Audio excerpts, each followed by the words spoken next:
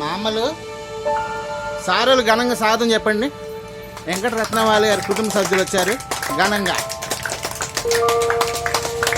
ఓకేనమ్మా. మరి వెంకటరత్న వారి ప్రథమ వర్ధంతి సందర్భంగా వారి అన్నప్రసాదాన్ని మనకు అందిస్తున్నారు. మరి అన్నం పరబ్రహ్మ స్వరూపం అంటారు. ఈ ఆహారాన్ని రైతు ఎంతో కష్టపడి ఎందరికో ఆకలి తెస్తున్నారు.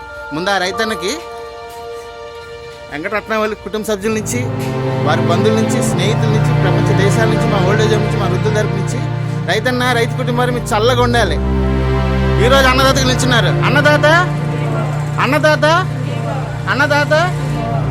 ఓకేనమ్మా. మరి ఈరోజు మనకి ఇక్కడ దాకా రావడానికి ఆకాశ ఫౌండేషన్ వారి ఆర్గనైజేషన్ తరపు నుంచి అలా ఒకరి తర్వాత ఒకరు పరిచయం చేసి మనకి ఇక్కడ రావడం జరుగుతుంది.